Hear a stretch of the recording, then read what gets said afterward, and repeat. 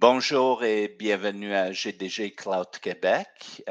Aujourd'hui, nous avons Arnaud euh, en direct de la France euh, qui vient nous parler de Kotlin. Arnaud est un Google Developer Expert. Il va pouvoir nous en dire plus très bientôt. Quelques petits slides avant de commencer la présentation. Fait que utilisez le chat, le Q&A si jamais vous avez des questions ou juste nous indiquer dans le chat que vous voulez, vous avez une question, vous voulez vous prononcer par la voix. On vous invite d'allumer vos caméras. À la fin de la session, n'hésitez pas à prendre la parole pour parler avec nous. Puis, on vous invite de rester jusqu'à la fin vu qu'il y a un tirage qui va se faire. La session est enregistrée. Nos organisateurs, alors, nous avons Frédéric, Renato, Boudour, William, ainsi que moi-même pour GDG Cloud Québec et nos co-organisateurs au niveau de Google, Mathieu, Nadine et Xavier. Juste quelques renseignements. Les sessions passées, vous pouvez trouver tout ceci sur YouTube si ça vous intéresse, ainsi que le détail du site du GDG, notre LinkedIn, Twitter et un Slack channel qui s'en vient bientôt qu'on va pouvoir partager pour mieux échanger avec la communauté. Et ainsi que si jamais vous êtes intéressé à faire une présentation au niveau du GDG Cloud Québec, le formulaire que vous trouverez en haut à droite, je mettrai tout ceci dans le chat très bientôt. D'autres événements à venir. Alors, DSD Montréal Meetup. L'information sera partagée au niveau du chat. Regardez si ça vous intéresse un événement en ligne. Bien sûr, Google Cloud Next, l'événement de l'année par rapport à tout ce qui touche Google Cloud, ainsi que Montréal Connect à venir. Faites un tour, regardez s'il y a des sujets qui vous intéressent. On vous invite à vous joindre aux événements. Et nous sommes prêts à partir, fait que je passe la parole à Arnaud. Bienvenue. Hello, hello tout le monde. Je suis très content d'être avec vous aujourd'hui, partager un petit peu ce GDG Québec avec un sujet Kotlin plutôt francophone. Donc, c'est parti. Je vais partager mon écran. Clac. Donc, on va être assez interactif. Si vous avez des questions, n'hésitez pas. On pourra interrompre la présentation. Je pourrai répondre à vos questions. Ce sera plus sympa que je puisse y répondre directement s'il y a besoin. Et puis voilà. Donc, c'est un petit moment sur cette présentation sur Kotlin alors.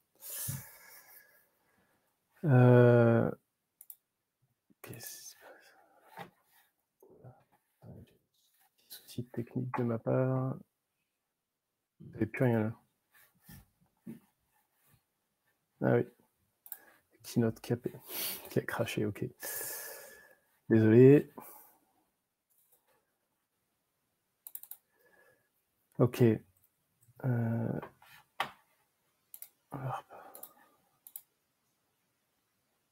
Voilà, ça va être mieux. Waouh. Bon. J'ai petit souci. Attendez, pourquoi Keynote ne veut pas? Là, c'est bon en ce moment. Oui, là, c'est bon en ce moment. Ok, oui. parce que du coup, j'avais l'écran qui partait tout le temps. Bon, très bien. bien. C'est parti. Alors, from mobile to the cloud. Alors, peu l'histoire de Kotlin et de... Enfin, voilà, en tant qu'expert Kotlin, Google Dev Expert Kotlin, moi, j'avais envie de partager un peu à propos du langage, parce que ça fait un petit moment que c'est lancé. Et voilà. Donc, je me présente en 2 secondes. Je suis Arnaud Giuliani, je suis ingénieur Android chez Blablacar, avec Google DevEx Expert, et voilà, je fais un peu d'open source, et des blogs, je fais un peu de blog technique aussi. Juste en 2 secondes, Blablacar, parce que du coup, c'est la société pour laquelle je travaille en ce moment, qui est un peu l'application de covoiturage qui est pas mal utilisée en Europe et même mondialement, parce qu'on est utilisé dans 22 pays et on a à peu près 90 millions de membres qui nous utilisent. Donc, à travers le partage de voitures, les bus, voilà. Ça fait pas mal de monde et pas mal de choses à gérer, et tout ça dans une application mobile et plein de choses tout autour. Ouais. Alors, Kotlin. Aujourd'hui, on a un 5.30.31, je crois, donc j'aime bien le slide. Là, ils ont des jolis slides de temps en temps de JetBrains, donc je leur ai piqué un slide Kotlin 1.5, et c'est pas juste vous parler des nouveautés de Kotlin, c'est vous essayer de refaire un peu un retour ensemble. Je vous propose de revenir, de faire un retour en 2016. 2016, pourquoi? Donc ça fait quand même 5 ans. Hein. 2016, c'est la première version du langage Kotlin qui est en fait production ready. Et en fait, bon, ça fait un moment que JetBrains prépare un langage de JVM, mais c'est intéressant de revenir un peu, de remonter tous les événements, parce qu'effectivement, on est quand même de plus dans des écosystèmes où ça va vite, et d'année en année, tout se transforme, aussi bien dans le mobile que dans le cloud, dans toutes les technos. Donc, c'est intéressant de se poser à un moment donné et de se dire, OK, mais pourquoi, en fait, pourquoi ça a été aussi vite, pourquoi ça a si bien marché, et de vous donner un petit peu aussi mon point de vue en tant que mainteneur de framework open source, pour savoir effectivement ce qui a pu marcher dans les communautés, et comprendre un petit peu ce qui a pu être intéressant à ce moment-là. Donc, OK, en 2016, JetBrains, Kotlin 1.0, langage de JVM, nouveau langage pour la JVM et pour Android. Super, donc à l'époque, on se dit, ah ouais, encore un nouveau langage de JVM, parce que bon, il n'y en a pas qu'un. Je pense que si on regarde sur Wikipédia, il y en a au moins il y en a quand même pas mal, plus d'une dizaine, je pense. Et c'est vrai que bon, on peut se dire, encore une énième tentative de faire un truc sur la JVM, bon, pourquoi pas. Il y a quand même une communauté de développeurs qui attend un peu dans la souffrance, je dirais, parce que en fait, la communauté Android, en 2016, et pendant encore un certain temps, on va être bloqué sur du Java 6. Alors qu'effectivement, côté back-end development, on n'a pas de limite côté déploiement, enfin, hormis nos infrastructures perso. Tout ce qui va être VM embarqué sur Android, on va être assez limité, en fait. Et en fait, effectivement, on essaye de voir un peu, Kotlin vient un petit peu sur un côté où on vient un petit peu challenger des limites de Java, donc c'est assez verbeux, c'est pénible un petit peu à écrire, voilà, il n'y a pas de property, enfin ça commence à dater un peu, pas de property, tout ce qui est lazy delegate, c'est un peu pénible. C'est très pénible à écrire, hein, voilà, tout ce qui est système d'extension, tout ça, voilà, les points-virgules. Bon. Tout ça, effectivement, c'est un peu les limites qu'on peut reprocher à l'époque à Java, mais ça reste quand même une communauté hyper impressionnante, parce que quand même, elle nourrit l'industrie depuis quand même pas mal de dizaines d'années. Et voilà, tout ça, ça fonctionne. Donc derrière, il y a quand même un écosystème industriel assez puissant et qui fonctionne toujours. Donc du coup, qu'est-ce que vient proposer Kotlin? C'est-à-dire quand on ouvre un peu le package Kotlin en 2016, on dit OK, bon bah c'est fait par JetBrains, c'est complètement open source, voire même maintenant il y a une fondation pour le langage. Ça tourne sur du Java 6, donc si vous avez une vieille JVM 6 et plus, vous allez pouvoir faire du Kotlin et pouvoir profiter de tout ce qu'apporte le langage. Et ça va être un langage qui est statiquement typé, qui a, et avec d'inférence de type assez puissant, on le verra un petit peu plus tard. Et en fait, globalement, voire même, on commence à se dire que on va vite voir que que Kotlin est super facile à comprendre et à lire, et hyper concis à écrire. Et de l'autre côté, en fait, c'est de suite interopérable avec Java, et JetBrains va de suite sortir le tooling qu'il faut pour travailler avec Kotlin. C'est-à-dire que, je ne sais pas si vous avez fait du Groovy ou du Scala il y a pas mal d'années au tout début du lancement des langages, ou même ceux qui avaient fait moi je faisais du Eclipse ou des choses comme ça à l'époque. Les plugins n'étaient pas du tout à la hauteur, je dirais, des outils de développement Java, et donc c'était assez laborieux de travailler sur ce genre de nouveaux langages, quoi. Il faut attendre un certain temps pour que les outils maturent, et en fait là, bon là, c'est facile, hein, c'est-à-dire que c'est les mecs qui font le langage, qui font aussi l'IDE qui va avec, donc forcément, IntelliJ, et plus tard Android Studio, ils seront de suite équipés pour travailler, pour permettre de travailler facilement avec Kotlin. Alors ça, bon, il y a plein de trucs dedans, dans Kotlin, ça c'est quelques features du langage, et ça va être les premières qu'on peut venir chercher dans le langage, parce que effectivement, c'est les premières stables. Bon, il y a beaucoup de choses, je ne vais pas tout citer, j'ai pas envie de tout démontrer, mais il y a vraiment beaucoup de choses intéressantes. Par contre, effectivement, ce qui est intéressant, c'est de savoir exactement ce qu'on peut aller chercher dans un nouveau langage et ce que ça peut proposer en termes d'intérêt. Donc l'idée, c'est quand même de pouvoir écrire beaucoup moins de code, c'est-à-dire qu'on va être beaucoup plus compact, on va écrire des choses beaucoup plus safe, c'est-à-dire qu'on va pouvoir avoir tout ce qui est null safety, tout ce qui va être toutes ces API qui vont être complètement safe. Maintenant, on va pouvoir travailler justement avec une gestion des nullables et une gestion des exceptions de manière beaucoup plus fine. Et c'est vrai que voilà, ça peut commencer à donner des bonnes perspectives pour travailler, pour se dire: «OK, ça peut être intéressant pour moi». Et c'est vrai que d'être interopérable, et ben, en fait, directement un langage qui est interopérable, avec Java, ça veut dire que vous pouvez l'utiliser n'importe où vous utilisez Java, en fait. Donc ça commence à être un argument assez fort.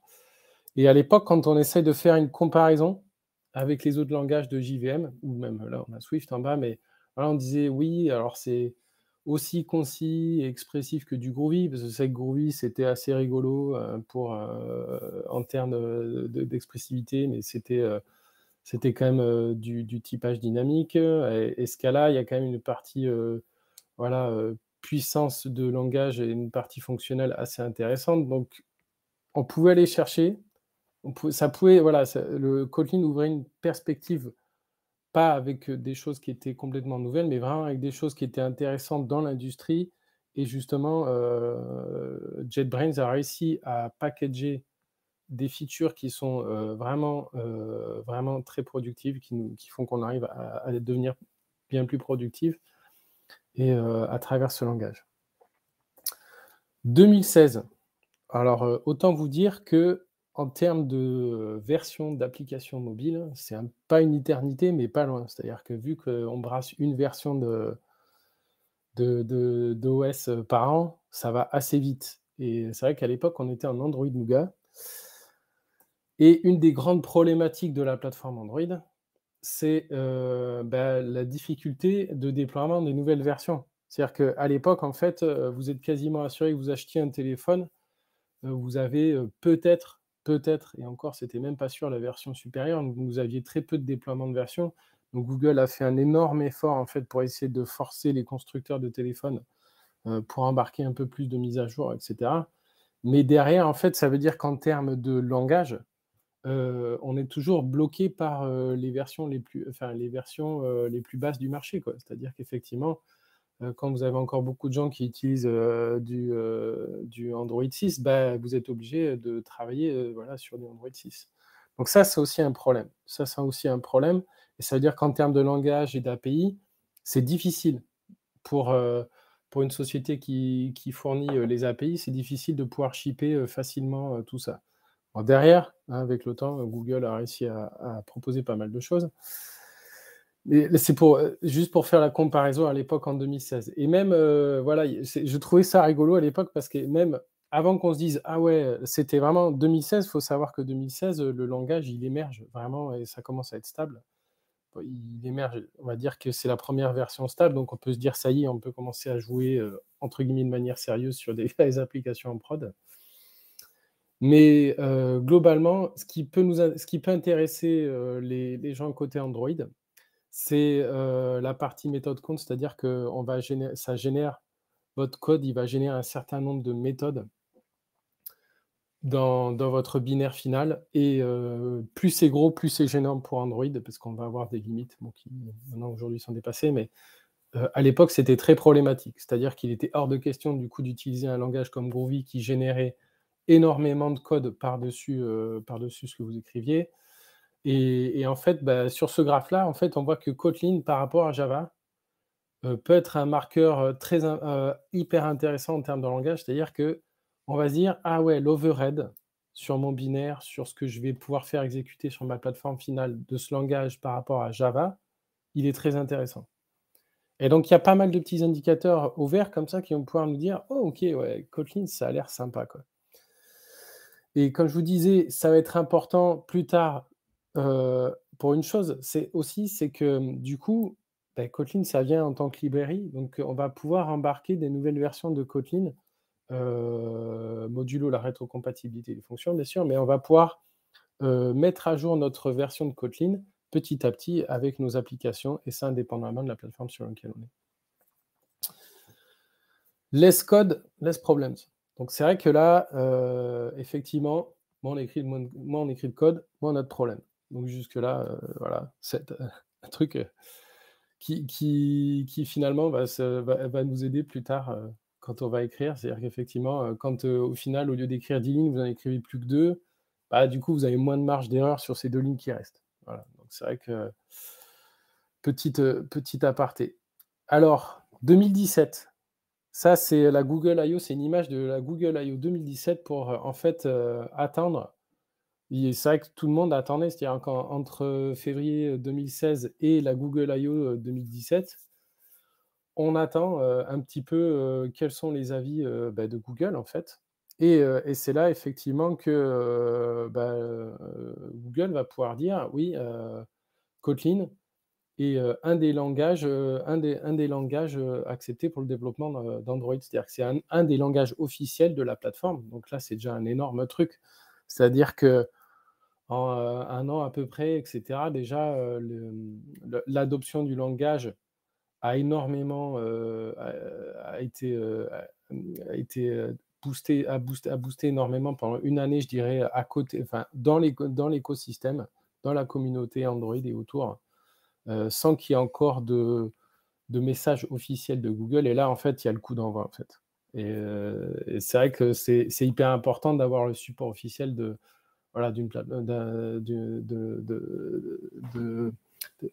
de partenaires comme ça, comme Google. Et au fur et à mesure en fait, des Google I/O, effectivement, la place du langage va se renforcer autant pour la communauté Android que de manière assez large au sein de Google. C'est-à-dire qu'ils vont carrément développer énormément de choses en interne chez eux grâce à Kotlin, en fait. Ils ont même, comme je vous disais, ils ont lancé les fondations avec JetBrains et ils ont lancé en 2019 le Kotlin Everywhere qui était une organisation de conférences ciblée sur Kotlin. Et donc voilà, ça prouve effectivement qu'il y a une synergie énorme entre Google et JetBrains et après d'autres acteurs du marché qui vont pouvoir dire là il y a vraiment, enfin voilà, ça il y a vraiment une force de frappe derrière tout ça, quoi. Ça, c'est la Google I.O. de cette année, pour vous dire qu'effectivement, 80% du top des 1000 apps sur la partie Android est développée en Kotlin. Et c'est vrai qu'aujourd'hui sur le marché, je pense que vous cherchez du travail en tant que développeur mobile Android, il faut que vous connaissiez Kotlin. Donc c'est vrai que la communauté sur le développement Android, c'est clair que là, ça a été un énorme boost pour la communauté, mais on verra plus tard que ce n'est pas la seule communauté qui a bénéficié, je dirais, du langage. C'est-à-dire côté back-end, il y a eu énormément de gens qui utilisent Kotlin, que ça soit sur les frameworks standards industriels style Spring, que effectivement sur tout ce qui va être API cloud, on voit qu'il y a une adoption de plus en plus forte de ce langage, quoi. Donc, qu'est-ce qui fait qu'avec on est plus productif, il y a plein de features marrantes, etc. Mais qu'est-ce qui a fait vraiment le succès de ce langage? Et là, j'aimerais effectivement un petit peu partager ça avec vous à travers 2-3 bouts de code de Kotlin pour essayer de vous montrer un peu, partager avec vous ce qui peut être intéressant sur le langage et qui fait qu'effectivement, jour après jour, ce genre de feature est super top. Parce qu'effectivement, il n'a pas juste fallu dire « Ah bah ouais, just use Kotlin, what else ?» Donc c'est vrai que une des premières choses qui aide l'adoption de Kotlin, c'est que vous pouvez démarrer dans n'importe quelle application Java. Et de manière assez progressive, c'est-à-dire que globalement, vous pouvez juste mettre une classe Kotlin dans votre code Java ou un truc qui tourne sur JVM, vous pouvez juste démarrer par ça et vous pouvez commencer à progressivement mettre en prod des petites choses et apprendre le langage. Et donc ça, c'est super intéressant. Et ce qui est super important, c'est que cette partie incremental change, en fait, on va pouvoir venir travailler avec ce langage et vu la capacité d'interopérabilité qu'on a de Java, en fait, vous pouvez réutiliser le Java comme si toute API Java. En fait, Kotlin permet d'utiliser n'importe quelle API Java. Et depuis Java, vous pouvez utiliser, je dirais à 95%, tout le code Kotlin que vous faites. Donc là, effectivement, là, on commence à se dire, ouais, là, on commence à dégainer des trucs assez sérieux, c'est super cool. Donc, pour illustrer ça, 2-3 trucs que je voudrais vous montrer sur la partie open source sur laquelle je travaille. Coin, c'est un framework d'injection de dépendance qui marche bien en Kotlin. Ça a 7000 étoiles sur GitHub. Je crois qu'on a plus de 5 millions de téléchargements des binaires par an. Donc, ça marche pas trop mal, c'est pas mal demandé. Effectivement, je pense à 90% par des gens côté Android. Mais voilà, pour vous montrer, c'est intéressant, moi, quand j'ai fait un peu l'introspection de Kotlin et Coin, dire, OK, ça c'est les trucs qui ont fait mouche, en fait, et c'est les choses qui ont... les gens ont dit « Ok, ouais, ça c'est super ce genre de feature ». Alors pourquoi un autre framework d'injection de dépendance parce que quand même, en 2016, donc on se repositionne en 2016, moi j'ai lancé ça en 2016-2017. Quand on travaille en Android et qu'on commence à faire du Kotlin, ou même quand on fait quand on travaille en Android et qu'on fait du Kotlin, en fait, on a que des outils Java, en fait. Et donc, on se retrouve avec des trucs qui sont pas super fun à utiliser avec Kotlin. On a une syntaxe un peu lourde, on se retrouve avec des annotations, etc., etc. Et ça, c'est le genre de choses, en fait, où on se dit, ouais, alors c'est quand même beaucoup d'outils assez lourds, on veut se sortir de là. Voire même, si vous voulez, avec des fonctionnalités déjà de Kotlin, donc tout ce qui est object, les fonctions, etc., on peut même éviter d'avoir un framework d'injection de dépendance pour assembler son application, faire le squelette de ses composants. Et c'est vrai que voilà, c'est assez marrant à écrire et à maintenir au jour après jour. il vaut mieux avoir un framework sur lequel on arrive un peu à scaler et à faire son application. Et moi, je suis assez fan de tout ce qui est simplicité. Alors, pas avoir quelque chose de simpliste, mais vraiment simplicité. C'est vraiment, c'est simple à écrire, c'est simple à lire, quoi. Dans les frameworks sur le marché, à l'époque, je n'étais pas franchement convaincu de la simplicité de ces outils-là. Donc, du coup, je me suis mis à essayer de proposer un truc, effectivement. Et pour vous montrer ça, pour vous montrer un petit peu à quoi ressemble un peu du code Kotlin et comment on utilise Coin et comment, du coup, Coin, voilà, quelle feature de Kotlin est intéressante à ce moment-là. Je vous montre une petite application de machine à café, en fait, de Coffee App. Donc, je vais vous montrer un peu de code. Voilà, donc on a une classe Coffee App, on a une propriété, donc un composant Coffee Maker. Et ce qu'on va vouloir faire, c'est une fonction run. Donc, on va vouloir faire brew sur notre Coffee Maker. Voilà.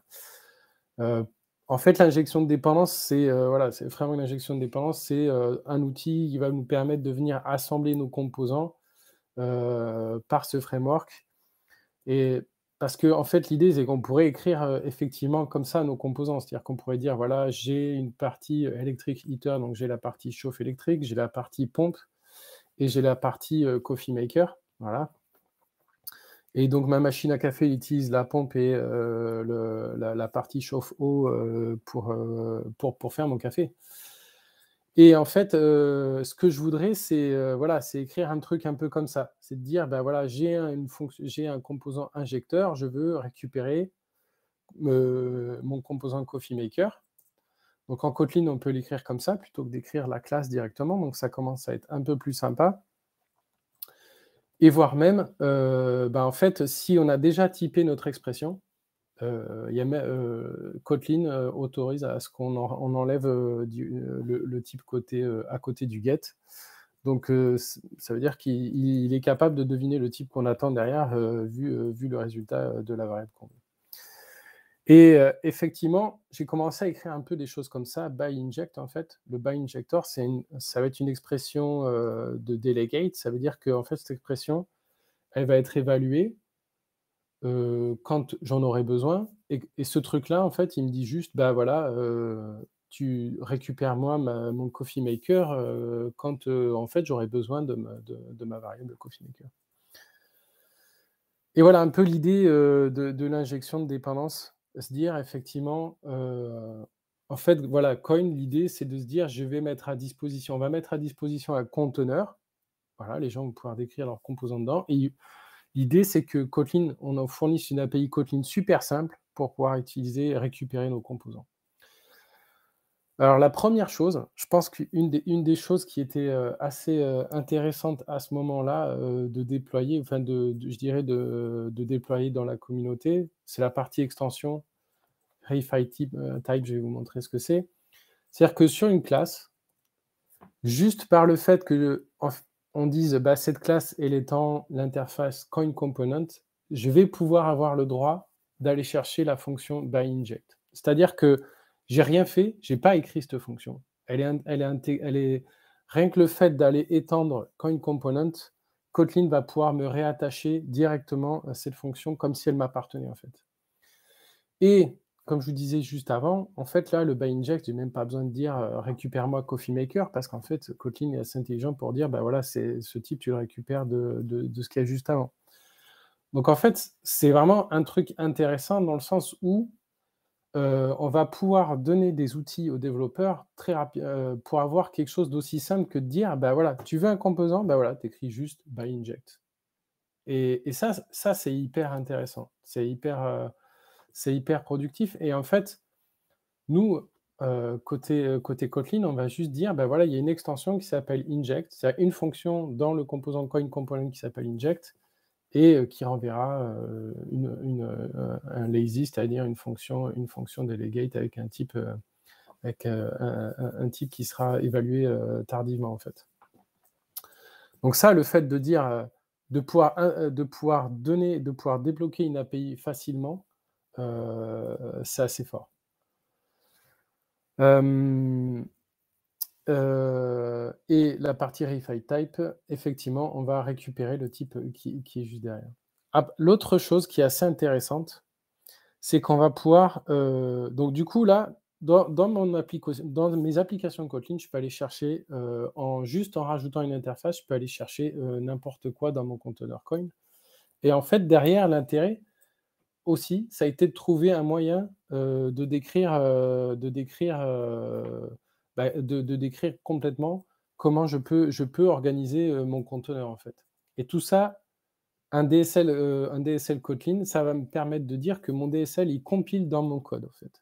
Donc, si j'ai mes 3 classes, je vais pouvoir dire, en fait, j'utilise une fonction module de coin, en fait, qui va me permettre de décrire mes composants. Donc, je vais dire, voilà, je veux un single, donc je veux un singleton, je veux un autre composant thermosiphon. Et en fait, le DSL, il compile votre code directement. Donc, c'est-à-dire que, par exemple, là, je sais que je vais aller chercher une nouvelle instance. En Java, il y aura un new.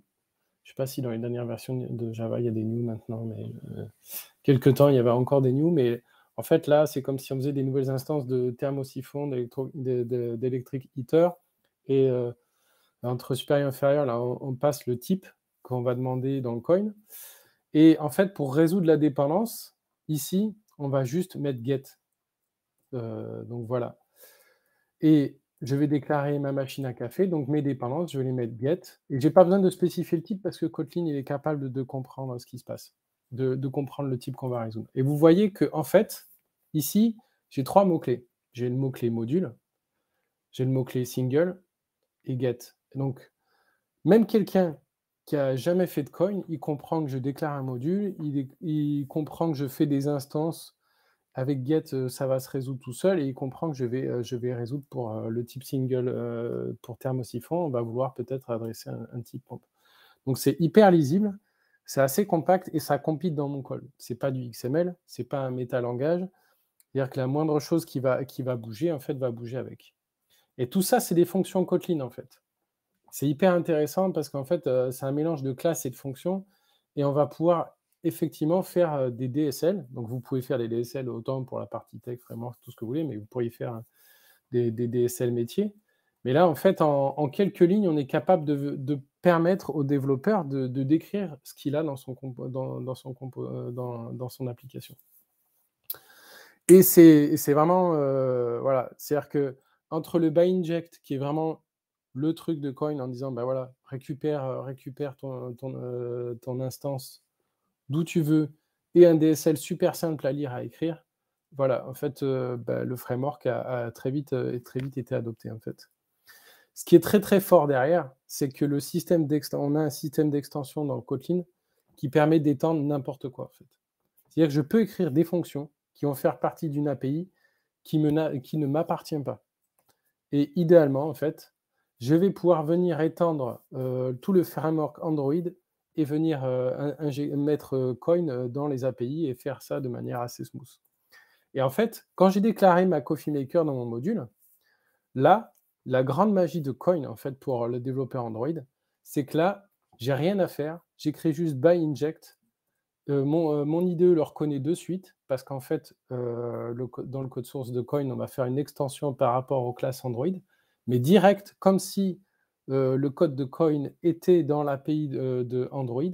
En fait, je vais pouvoir utiliser inject. Et vous voyez, juste inject, hop, je récupère mon composant. C'est super direct à écrire. Donc ça, c'est quelque chose qui a vraiment marqué, je dirais, la communauté et le marché parce qu'en fait, les autres outils étaient vraiment beaucoup plus verbeux, beaucoup plus complexes à écrire, même à lire. Alors que là, effectivement, en 2 temps, 3 mouvements, on est capable voilà, d'écrire des choses qui sont vraiment appuyées par Kotlin de manière assez intéressante. Deuxième cas que j'aimerais partager avec vous et qui montre à quel point le langage nous offre des possibilités d'écriture assez intéressantes. Ça va être, vous allez voir, la partie écriture d'état, parce que côté UI, en fait, il y a un grand paradigme qui converge dans pas mal d'écosystèmes iOS, enfin web depuis un moment, avec React. Mais c'est de réfléchir les interactions en termes d'état, enfin de réfléchir en termes d'état et moins en termes d'interaction, en fait. Et souvent, on travaille pas mal sur cette idée-là, c'est-à-dire qu'on va avoir une vue graphique dans laquelle on va passer une état, une action va pouvoir, va être déclenchée par la vue, et l'action, elle va pouvoir mettre à jour l'état qui va être repassé dans la vue, et dans la vue, elle se met à jour via l'état, en fait.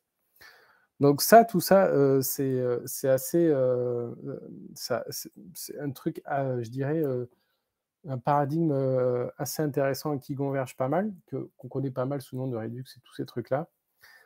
Côté Kotlin Android, déjà, il y a eu pas mal de choses dans l'écosystème Android côté, enfin voilà, vous avez Christina Lee qui avait fait un talk dessus. Il y a des initiatives comme effectivement Hannes Dorfman qui a lancé MVI, qui est le pattern Redux pour Android. Vous avez aussi David Gonzalez qui en avait parlé, etc. Et effectivement, l'idée, c'est de pouvoir, alors de pouvoir orchestrer ces composants. C'est-à-dire, on veut une vue des états, on veut une vue et des états, et globalement, on va avoir besoin voilà, d'un store, d'un réduceur pour stocker, un store pour stocker l'état, un réduceur pour dire il y a une action qui se transforme en état, etc. Ça commence à être compliqué. Vous voyez qu'on commence à être dans une tuyauterie qui commence à être, voilà, on se dit, oula, il faut prendre un peu le temps de lire tout ça. En Kotlin, vous avez un autre framework qui marche pas mal, qui est MVI Kotlin. Donc pareil, là, on voit que déjà le diagramme d'entrée, voilà, faut le regarder quelques minutes pour comprendre tout ça. Et effectivement, j'ai eu un peu le même retour d'expérience avec Kotlin par rapport à tous ces patterns, c'est de dire, mais OK, il y a beaucoup de choses à écrire, c'est très compliqué, est-ce qu'il n'y a pas moyen de faire mieux, en fait? Et de demander aux gens juste de se contenter d'écrire des actions pour déclencher des états et des événements. Alors, sans rentrer dans les détails, en fait, l'idée n'est pas de vous présenter complètement ce framework Uniflow, mais plus de vous montrer effectivement comment Uniflow va essayer de vous masquer toute la tuyauterie, donc Action Reducer, State Store, etc., avec 2-3 tricks Kotlin, en fait. Donc l'idée, ça va être de se dire, eh ben, Uniflow, en fait, je vais pouvoir, dans mon composant de présentation, pour aller rafraîchir ma vue, je vais pouvoir juste, je veux juste écrire une action et je vais envoyer un état et un événement, et je n'ai rien d'autre à me dire. Donc un des premiers concepts qu'on a en Kotlin et qui est hyper intéressant, c'est la partie data class et sealed class. Alors data class, parce que en fait, vous allez avoir par rapport au POJO, donc aux classes Java classiques avec des getters et des setters, là, on va pouvoir vraiment avoir quelque chose de compact qui va y ressembler. Et sealed class, ça va être, on va dire, un ensemble fini de classes pour un type donné. Donc je viens avec un exemple. Donc là, je voudrais en fait donner 2 états pour une application qui fait de la météo. Donc j'aurais besoin d'un type qui s'appelle getWeatherState. Et donc j'ai à la fois donc, un type empty, voilà, donc j'ai une classe qui sera vide, ou j'ai une classe qui sera de type detail, donc weatherDetail. Donc ça permet. Donc vous voyez que toute cette écriture, on a sealed class qui dit, bah voilà, c'est une sealed class, c'est-à-dire que j'aurai un type getWeatherState qui va se décliner uniquement soit par le type empty, soit par le type weatherDetail. Et en fait, vous voyez data class ici, c'est quoi? Ça va être une classe, souvent ça va être une classe de data, donc c'est-à-dire que de la data immutable. Souvent, vous pouvez mettre, voilà, on voit des vals ici. Et voilà, l'idée, c'est un objet dans lequel qu'on va construire et qui va être voilà, qui va être quasi immutable. On va pouvoir travailler dessus. Et là, object, donc c'est une classe. Là, on va pouvoir envoyer une classe vide. Tout l'intérêt de ça, de pouvoir se dire qu'on a une déclinaison de classe, c'est qu'en fait, quand on va vouloir vérifier un type en disant: «Tiens, je reçois un état», en fait, Kotlin va pouvoir directement nous dire: «Tiens, en fait, tu as 2 choix, soit c'est empty, soit c'est weather detail». Et en fait, en termes d'écriture, le fait de pouvoir dire: je travaille sur des types, sur un ensemble de types fermés», et dans le cas de nos machines à état pour la UI, c'est extrêmement puissant et c'est extrêmement bien, pour travailler, quoi. Et derrière, donc là, en fait, on a notre partie data, notre partie état, qui peut être donc facilement décrite, en Kotlin. Et derrière, on va jouer avec les fonctions et les coroutines de Kotlin qui sont pour moi des atouts assez intéressants parce que justement, on va avoir une partie asynchrone qui va être super facile à écrire et ça va être du déclaratif, en fait. On n'a pas de choses à se soucier, en fait, globalement sur la complexité du threading derrière. Bon, je ne rentrerai pas dans les détails des coroutines, ce n'est pas l'objet aujourd'hui. L'idée, rapidement, pour vous dire, c'est que finalement, voilà, la personne qui veut utiliser Uniflow pour faire une modification d'état, elle va juste dire, voilà, ça c'est une fonction, getDetail, donc je vais récupérer les détails de ma météo, je déclenche une action, et derrière, en fait, on va pouvoir directement faire de la synchrone avec des états et des événements. Ça, c'est toute la magie Kotlin, c'est-à-dire que juste avec cette fonction, derrière, je vais pouvoir démarrer des coroutines et des choses comme ça. Donc, directement, je récupère un état, et de cet état, je vais pouvoir aller interroger mon repository. Donc là, mon repository qui sera elle-même une API asynchrone, etc., qui va démarrer sur des coroutines. Et moi, côté Uniflow, en fait, on va pouvoir justement simplement écrire setState. Et en fait, je n'ai pas à me préoccuper, comme vous voyez dans les frameworks que je vous montrais précédemment avec VI Kotlin ou tous les autres exemples qu'on peut essayer de trouver un peu autour dans les communautés. C'est-à-dire qu'en fait, on utilise juste, si je reviens ici, on utilise juste la fonction action. Action juste pour dire, tiens, tu as une action sur ton état courant, tu fais ce que tu veux, tu fais de la synchrone, et quand tu as besoin de mettre à jour ton état, tu fais setState. Et ça, voilà, c'est vraiment une facilité d'écriture.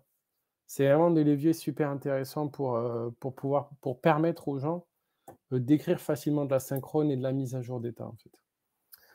Pareil, Uniflow, c'est un petit framework qui marche un peu. Voilà, on est autour de 400, 450 étoiles sur GitHub. Et c'est pour l'instant décliné uniquement Android, mais l'idée, c'est que le framework puisse aussi faire du multiplateforme après. Il y a un autre framework que j'aimerais juste vous montrer en quelques minutes, qui exploite Kotlin vraiment à fond, c'est Jetpack Compose, en fait, qui vient en fait amener le paradigme de Declarative UI pour Android. Il faut savoir qu'en Android, c'est quand même assez pénible de travailler sur la partie UI. Pourquoi ? Parce qu'en fait, vous avez tout un côté XML qui décrit plus ou moins statiquement toute votre UI, tout ce que vous allez faire, etc. Et l'autre côté, vous avez votre code, donc qui est une activité, un fragment, donc qui est un composant qui est appelé dans Android, qui va venir piocher à la main dans le XML pour dire, tiens, alors mets mon texte à jour, puis fais ça, puis fais ça, puis fais ça. Donc en fait, on est obligé de trigger à la main toutes les mises à jour d'état, composant par composant. Il n'y a pas de rafraîchissement en cascade de composants, comme on pourrait l'avoir dans le dôme d'un browser côté web, quoi. Donc en fait, Google a travaillé sur Compose justement pour permettre ce genre de choses. C'est-à-dire qu'effectivement, quand une data se met à jour pour un widget, effectivement, les événements vont pouvoir remonter, quoi. Et c'est tout l'intérêt de Jetpack Compose, c'est de décrire la UI, de décrire comment elle doit être et comment elle doit réagir, et pas juste nous à devoir tout câbler derrière, en fait. Et c'est vraiment assez intéressant de se pencher sur ça. Et il y a plusieurs choses qu'on va retrouver dans Jetpack Compose et qui font aussi le succès du framework, c'est que ils utilisent des extensions directement. Donc pareil que Coin, voilà, c'est-à-dire que dans Android, on va pouvoir directement faire set content, truc, machin, etc. On va pouvoir utiliser directement Jetpack Compose. Et derrière, on va pouvoir travailler directement avec la nouvelle API Jetpack Compose directement dans une application entre guillemets quelconque Android, quasi quelconque. Et derrière, en fait, Compose va pouvoir voilà, travailler avec ce qu'ils appellent des composable functions, c'est-à-dire que chaque widget va être un composable et donc en fait, ça va vite rappeler React hein, pour ceux qui font du JS. Et en fait, on va pouvoir décrire nos widgets avec des fonctions et réagir justement sur les changements de data dessus.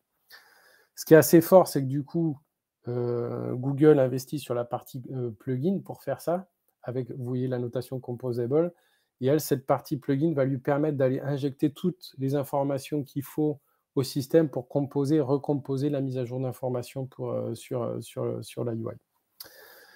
Donc voilà Jetpack Compose très rapidement, mais dire effectivement qu'on est dans les mêmes recettes, c'est-à-dire qu'on est dans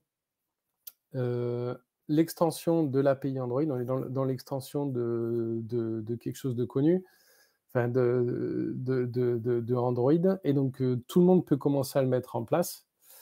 Et voilà, effectivement, c'est quelque chose que lance, je crois que cette année, a lancé cette année en version stable Google.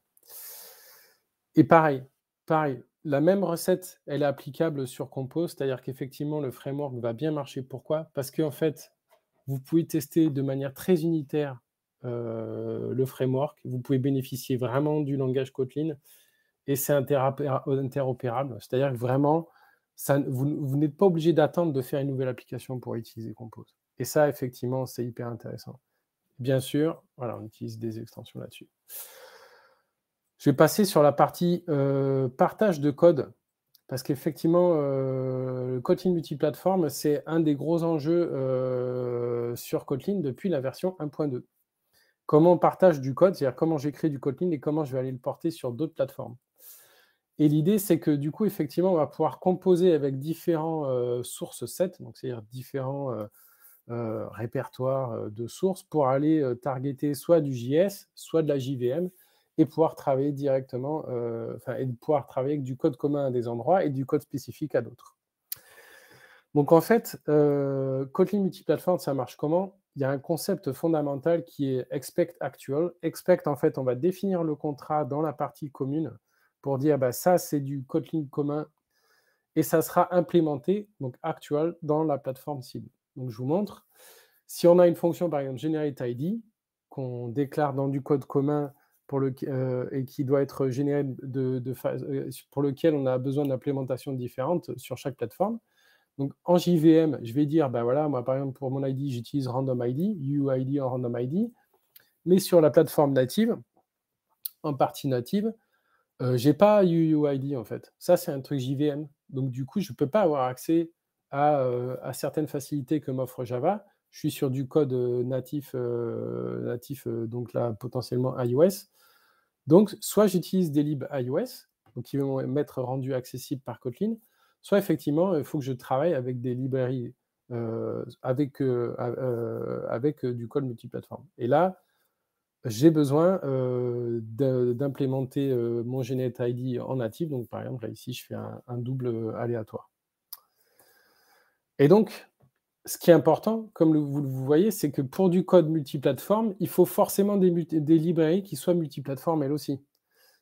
Sinon, on va avoir des trous dans la raquette, on aura des librairies qui ne vont pas pouvoir être utilisées et à la fois sur Android et sur iOS et sur d'autres trucs.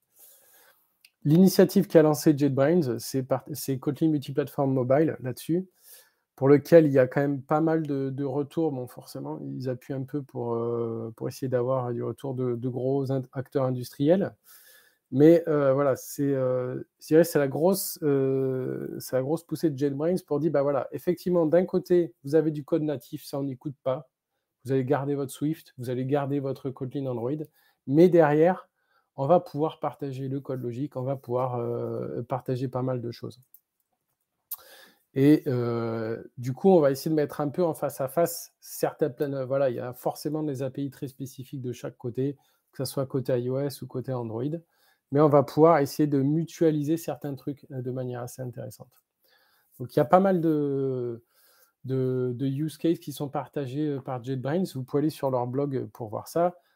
tout l'enjeu de ce truc, c'est de se dire que depuis l'IDE, en fait, je peux démarrer mon code iOS et j'ai le même rendering, j'ai vraiment le code qui va afficher globalement les mêmes choses. Vous avez d'autres initiatives qui permettent de démarrer le développement multiplateforme très rapidement avec CamKit, si vous voulez aller voir sur le site de TouchLab. Mais l'idée, il faut se dire que Kotlin multiplateforme, ce n'est pas une histoire de on écrit partout la même chose, c'est une histoire de mutualisation de code, en fait. On partage le code. Et on cherche du coup à être interopérable.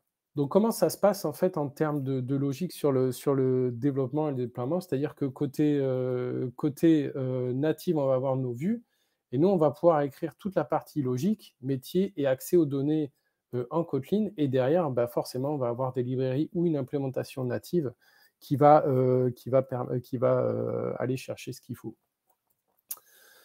Je vous montre rapidement un exemple qui s'appelle People in Space, qui est fait par John O'Reilly, qui est un autre JDE Kotlin, qui travaille beaucoup sur la partie multiplateforme, dans lequel, en fait, People in Space, c'est une application, en plus, qui est assez complète. Elle fait vraiment, avec le même code Kotlin, vous pouvez faire les applis mobiles, applis web, compose desktop. Enfin, il a vraiment ouvert tout le champ de la démonstration en multiplateforme à tout ce qu'il pouvait.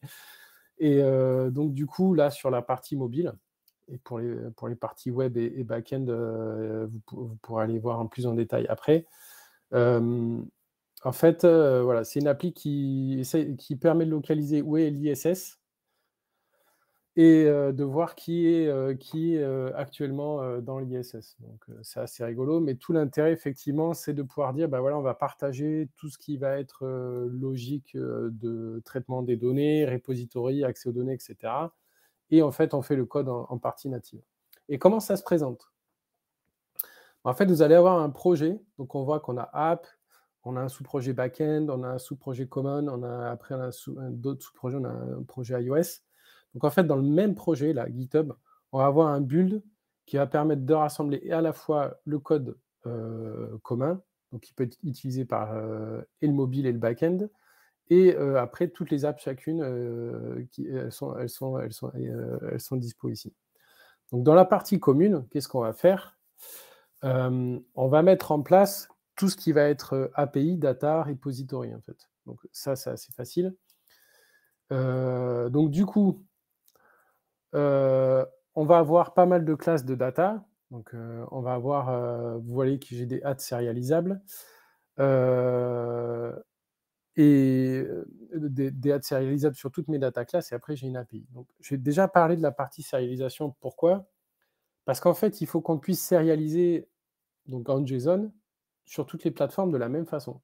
Et donc ça, c'est déjà un enjeu en soi, en disant, juste avec une annotation sur ma classe, ce truc-là, il va se transformer en JSON sérialisable en JSON, avec du protobuf ou ce que vous voulez, via Kotlin multiplateforme, et ça, sans que j'ai vraiment à me soucier de ce qui passe.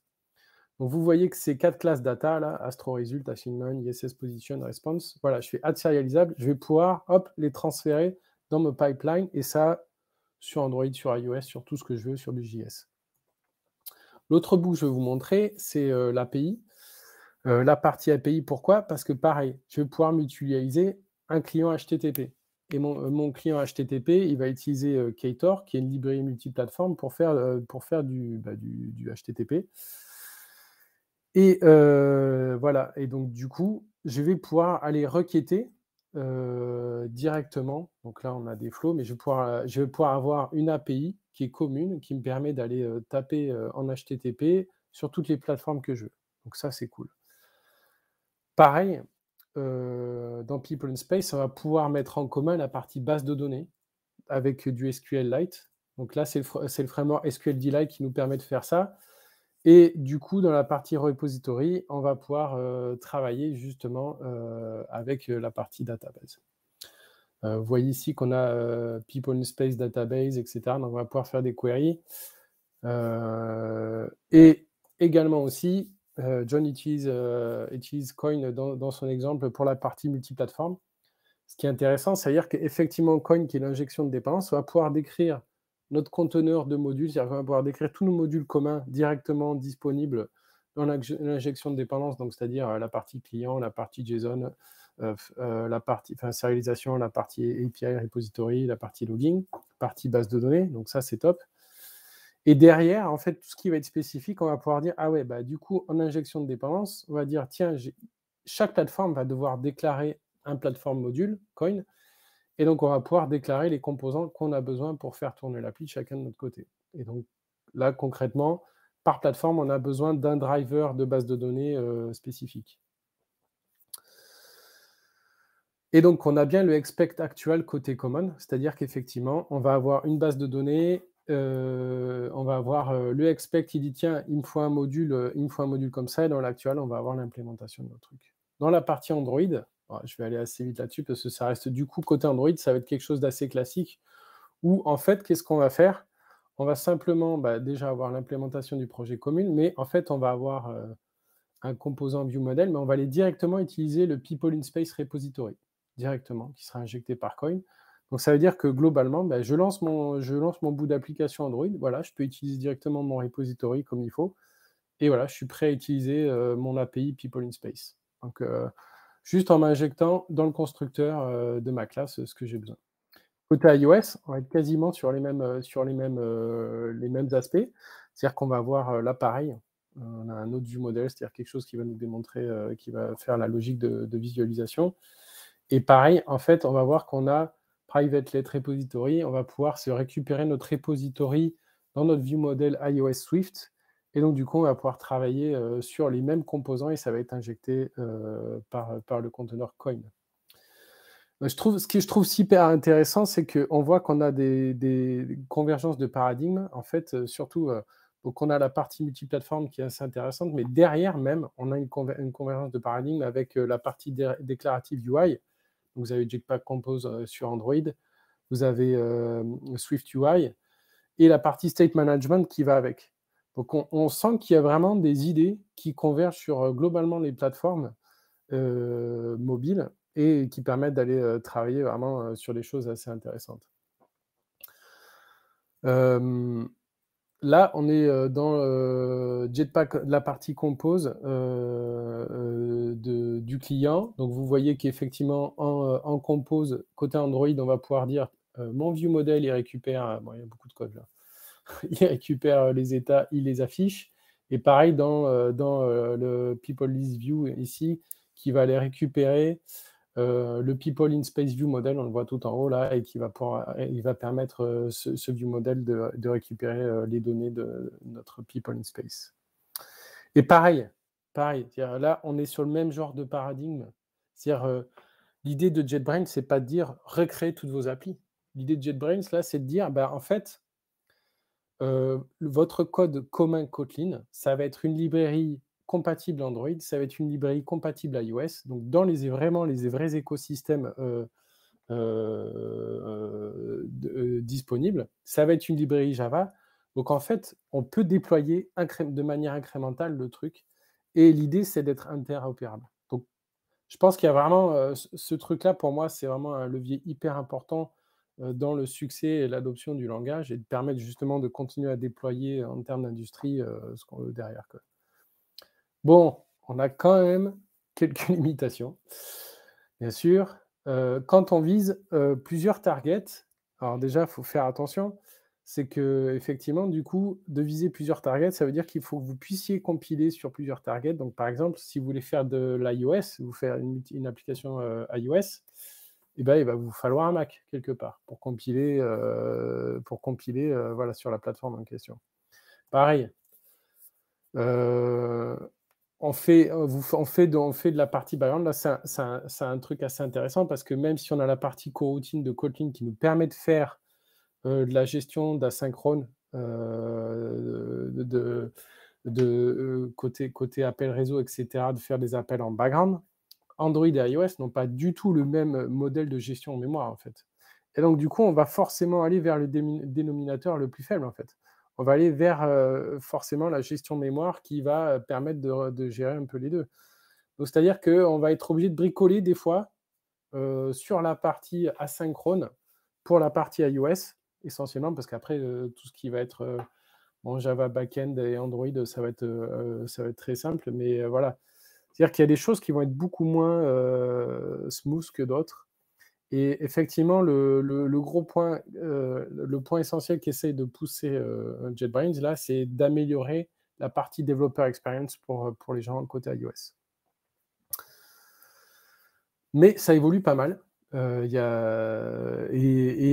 évolue à tel point qu'effectivement, JetBrains arrive à se rapprocher des gros standards Apple. Donc, c'est quand même quelque chose voilà, qui permet vraiment d'être réel et pas juste d'être, entre guillemets, des projets je dirais, des projets de R&D qui n'iront jamais sur la prod.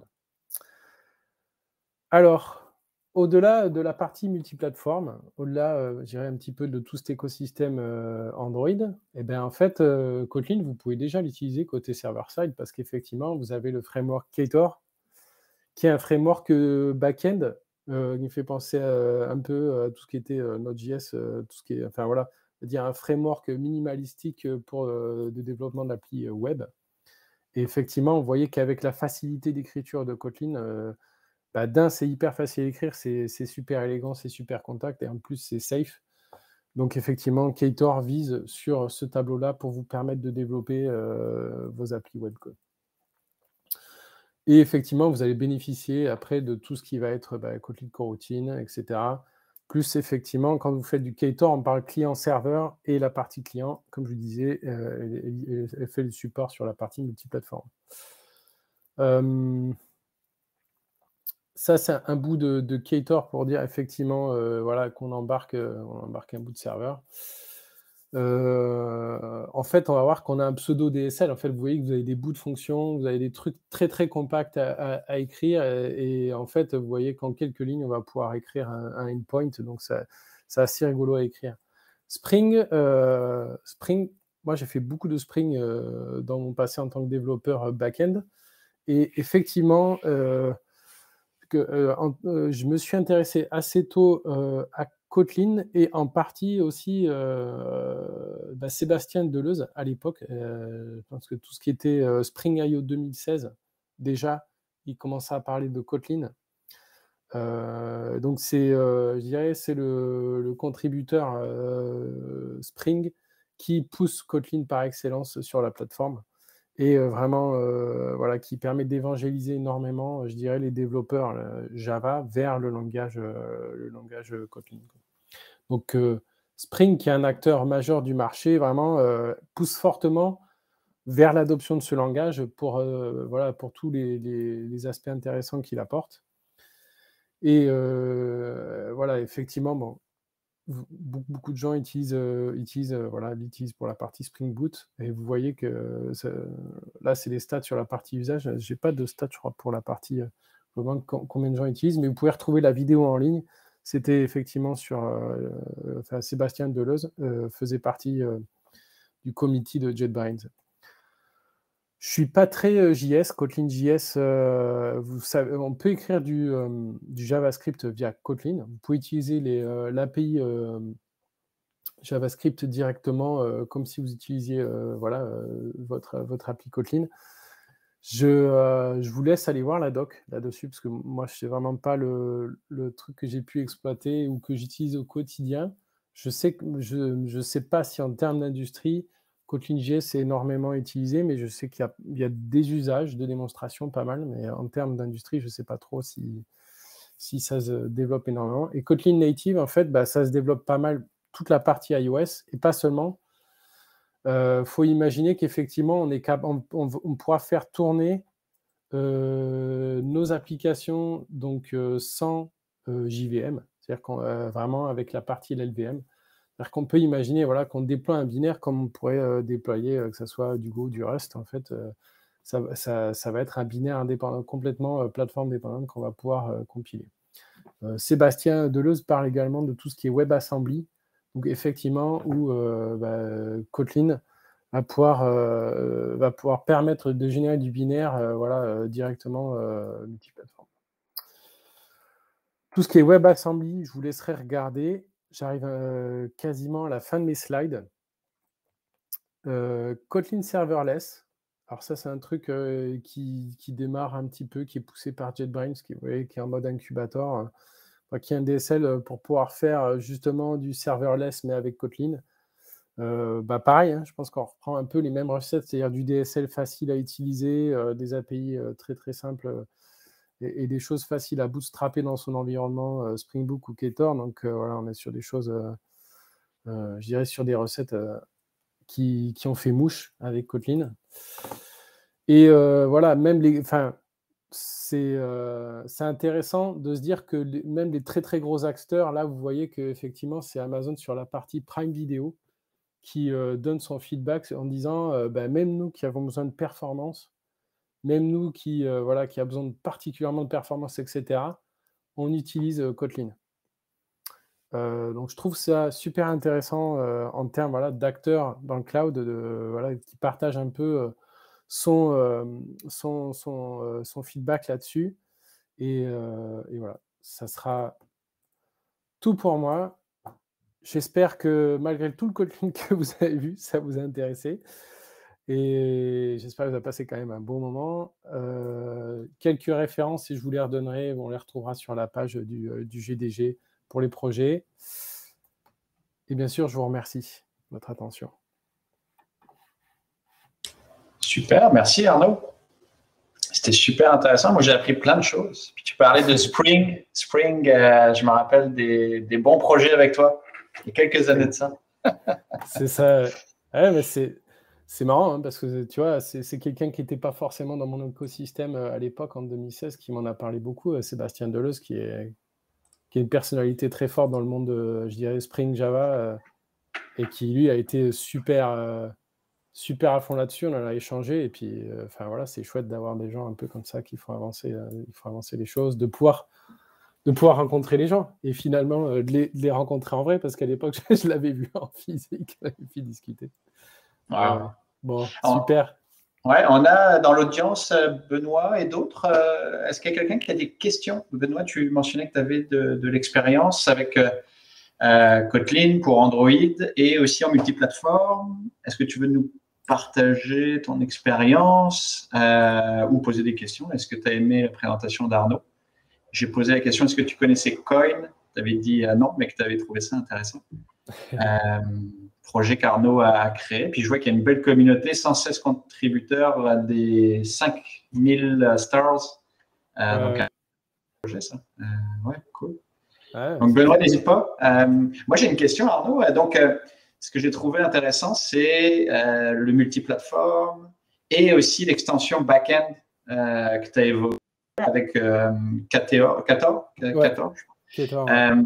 Ça veut dire que maintenant, je suis sur mon poste local, puis je peux déployer mes différents clients en même temps sur mon poste local, puis le back-end.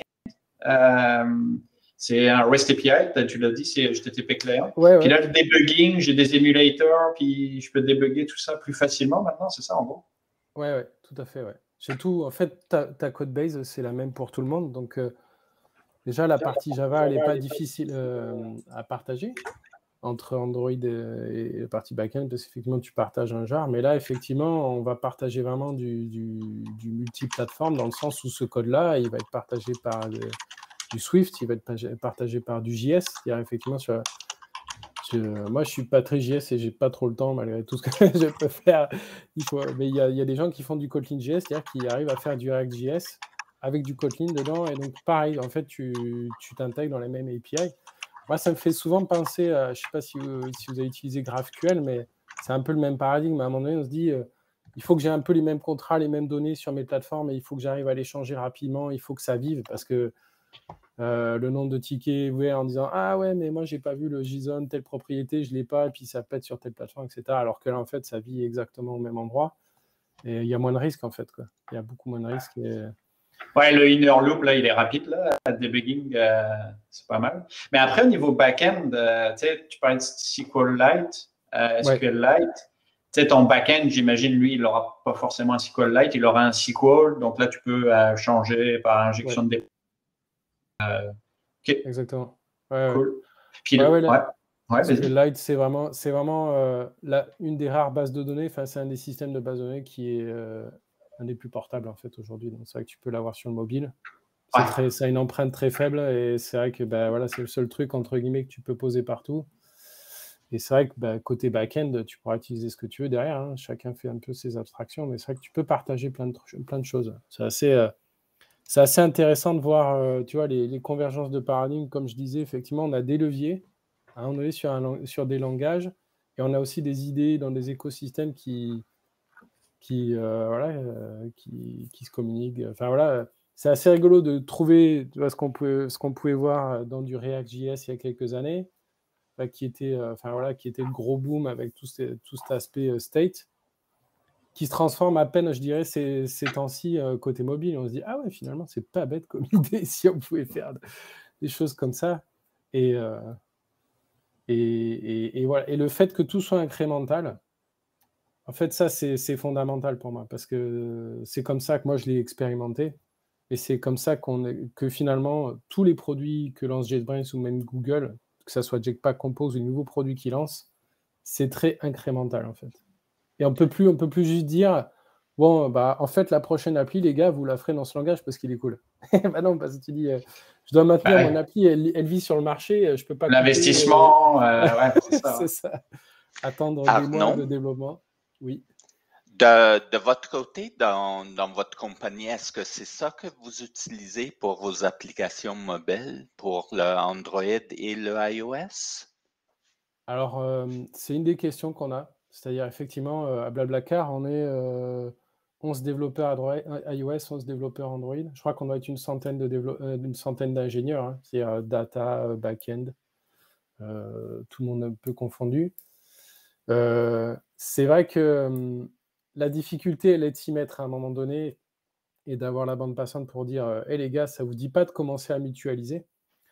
Et en fait, moi, j'avais commencé à être en contact pas mal avec TouchLab parce qu'effectivement, ils travaillent comme moi sur des projets open source multiplateformes. Et la vraie bonne, je dirais la bonne façon d'y aller, c'est toujours pareil, si tu veux, c'est de commencer par un tout petit bout que tu peux mutualiser, en fait. Et dire, hey, par exemple, est-ce que la toute petite librairie qui fait juste un post, tu vois, juste de faire un post ou un get multiplateforme et d'avoir le code qui vit dans les deux, est-ce que ça marche déjà? Parce qu'en fait, tu as introduit un peu une complexité côté iOS sur la partie build tool. Tu vois, tu commences à mettre des étapes un peu intermédiaires pour tout le monde. Et ça peut pas être juste fun pour les développeurs Android, quoi. Tu vois, donc c'est la difficulté du jeu, en fait. C'est le challenge généralement. Là. J'avais déjà une équipe mobile, puis on a essayé de faire pareil avec Golang dans le temps, puis c'est là le challenge, mais les gains sont quand même importants une fois que les deux sont alignés là-dessus. Ce qui est intéressant, si tu veux, c'est que Swift et Kotlin, tu as vraiment c'est très très proche, voire même tu as des gens qui, quand ils utilisent les deux, qui sont très très consommateurs des deux langages, ils se perdent un peu parce que des fois, ils ne savent même plus dans quel langage ils sont. Donc on a vraiment des idées très parallèles qui sont tu vois, dans des paradigmes très très proches. Et je pense que c'est intéressant, tu vois, pour les petites structures. En fait, aujourd'hui, on a plein de solutions. Pas de silver bullet, hein. Chacun essaye un petit peu de voir où on en est, mais c'est vrai que, tu vois, finalement, l'expérience que je retiens, c'est que les plateformes natives, elles sont là depuis plus de 10 ans, 10-12 ans, quoi. Tu vois, iOS, Android, c'est 2008, 2007, facilement. Et donc, les SDK et toutes les API, elles sont là depuis ce temps-là, en fait. Donc ça a subsisté. Par contre, des technologies multiplateformes, on en a eu plein. D'écrire dans le langage un peu, voilà, par exemple, je trouve, par exemple, Flutter rigolo, mais pareil, c'est un breaking change, quoi. C'est-à-dire que tu es obligé de changer de langage, tu es obligé de changer d'écosystème, de changer d'outils, de changer plein de trucs. Et tu mappes pas forcément les besoins natifs de chaque plateforme, en fait. Tu n'es pas dans les paradigmes complètement à 100% de chaque plateforme. Donc, c'est pour ça que je trouvais intéressant. Je me suis un peu inquiété quand JetBrains a commencé à faire multiplateforme. Je me suis dit, allez, est-ce qu'ils vont faire quelque chose encore de magique? Et vraiment, quand tu commences vraiment à voir le truc dans le sens, non, en fait, on partage du code, tu partages ton business, tu partages tes règles métiers. Ah ouais, là, tu commences à te dire, ouais, c'est intéressant, quoi. Dans certaines sociétés, par exemple, je sais qu'il y a des algorithmes très pointus scientifiques qui sont plutôt déployés, développés en Kotlin, et ils peuvent les déployer et sur le mobile et le back-end pour faire voilà, la reconnaissance de signal, des choses comme ça. Et c'est vrai que pas mal de...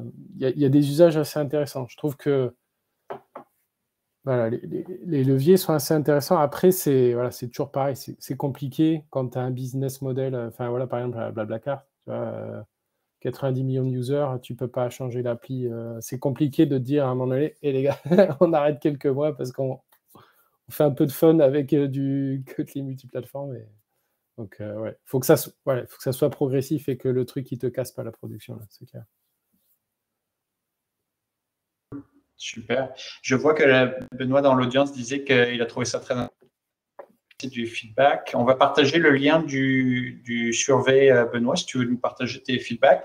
Puis il disait qu'il utilise dans la compagnie pour laquelle il travaille KMP, pour ton info, Arnaud. Ouais, Kemp, ouais, ça permet de bien bootstrapper, de démarrer un peu des projets sur ce genre de choses. Ouais. C'est plutôt cool. Curieux de savoir, là je voyais AWS dans Kotless, dans la documentation, mais vous le stockez, vous l'hébergez où? Dans des containers, dans des functions, dans du serverless, je vois, mais c'est quoi la tendance? Je suis curieux. Blablacar, ça reste très container, application un peu plus à l'ancienne, mais après, c'est orienté service, donc ça se modularise beaucoup. Et après, en termes de feedback, moi, pour ma part, je ne pourrais pas trop vous dire derrière en termes de serverless comment ça va vite, mais je trouvais intéressant que même un acteur comme Amazon Prime, là, qui a besoin d'envoyer de la vidéo à fond, disent, bon, vous voyez, nous, on a, je pense des mecs un peu à la Netflix, quoi, c'est-à-dire les mecs sont top niveau performance et engineering. Je pense qu'ils ont dû retourner le langage dans tous les sens pour être sûr que niveau perf, ils n'allaient pas être embêtés.